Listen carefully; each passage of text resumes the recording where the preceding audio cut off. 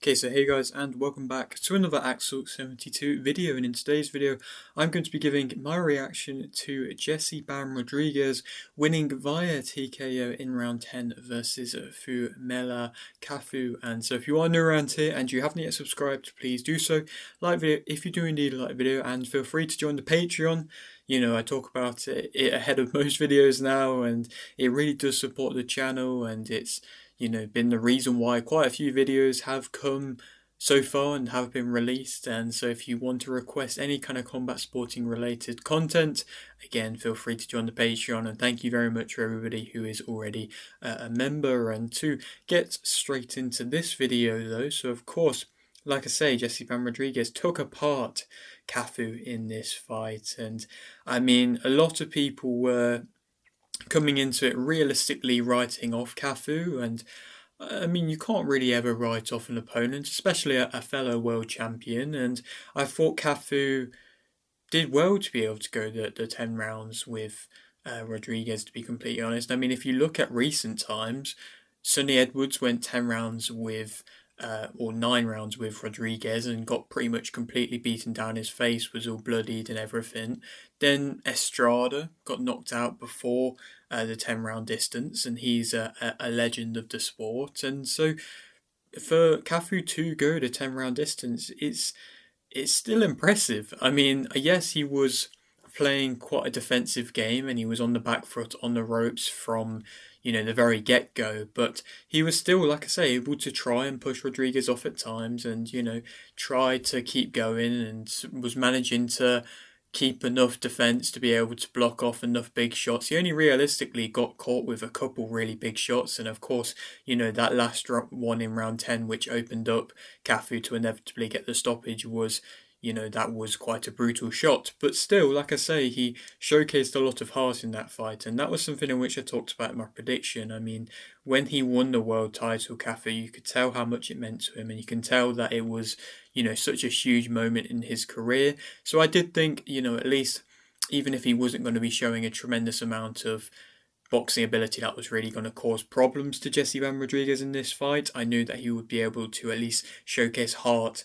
And unlike what he was able to do Cafu against Tanaka when he knocked down Tanaka on the back foot, he wasn't realistically able to do that, and he definitely was relying upon that too much against Rodriguez. And so Rodriguez didn't have an easy blowout fight here. He was dominant and he won without taking a tremendous amount of punishment, but like I say, it wasn't an easy blowout. I mean, Jesse Rodriguez said it was the toughest fight of his career so far.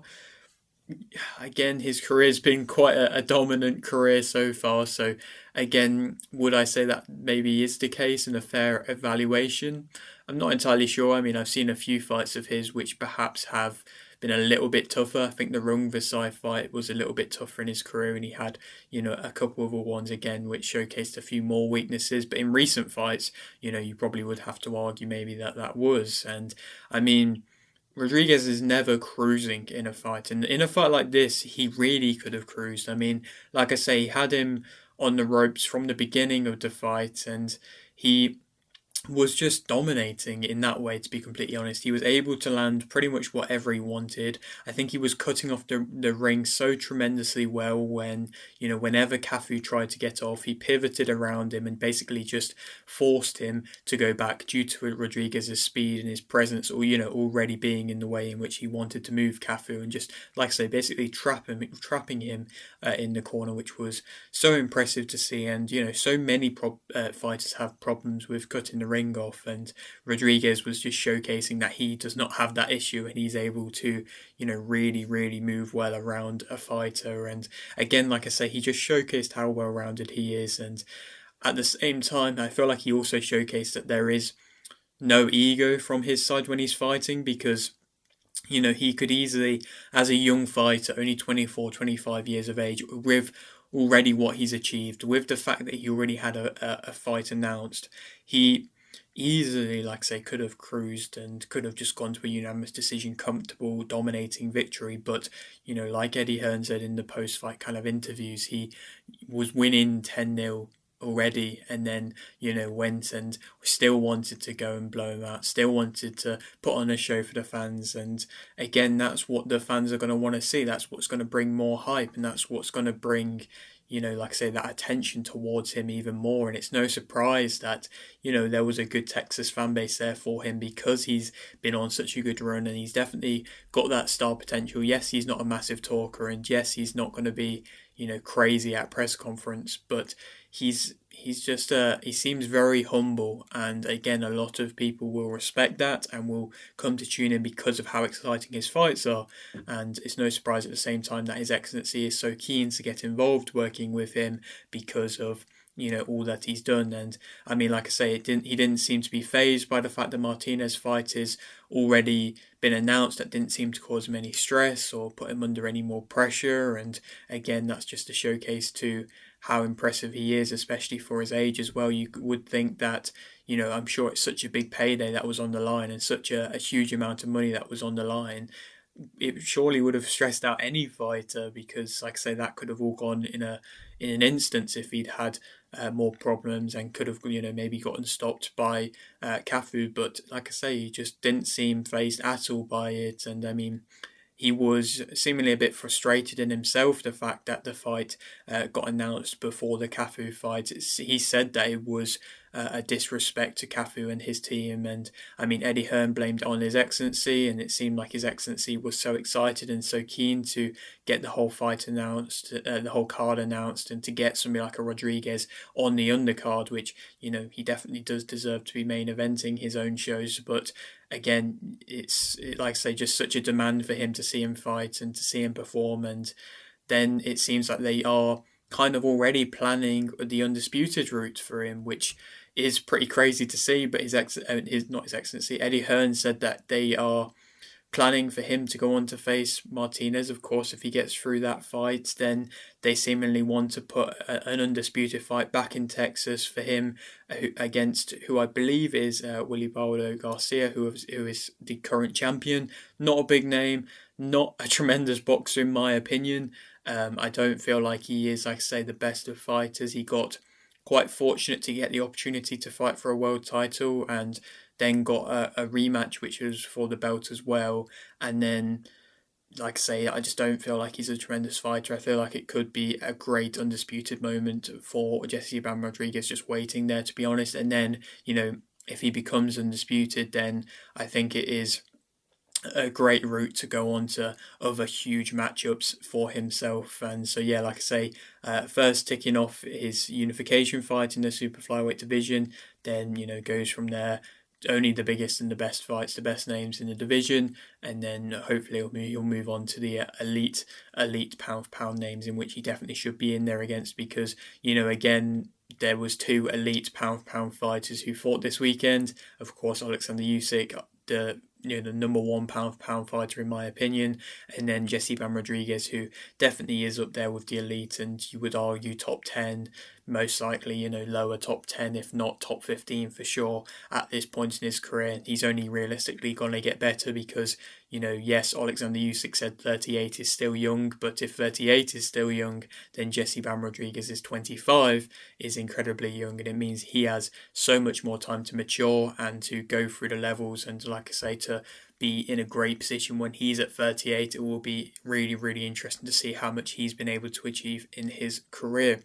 Going on to speak about the co-main main event, which was Diego Pacheco versus Trevor McCumby for the WBC USA and WBO International Super Middleweight titles. Diego Pacheco won via unanimous decision, and I mean, it was quite a relaxed and comfortable performance for Pacheco. I mean, he did kind of dominate. He didn't dominate the same way in which Plant was able to do after getting knocked down, but he was very defensively sound, and you could tell that he fought very much so to a game plan. You could tell that he knew that McCumby would be coming on strong and would be trying to get it into a brawling type of exchange, and you could see that there was perhaps not fear, but a little bit of wariness around McCumby because of course, the fact that he was able to drop Caleb Plant. You could tell, Pacheco was hesitant to an extent to really commit to many shots. You know, he was waiting to try and time McCumby coming in, which he did on a couple of good occasions, and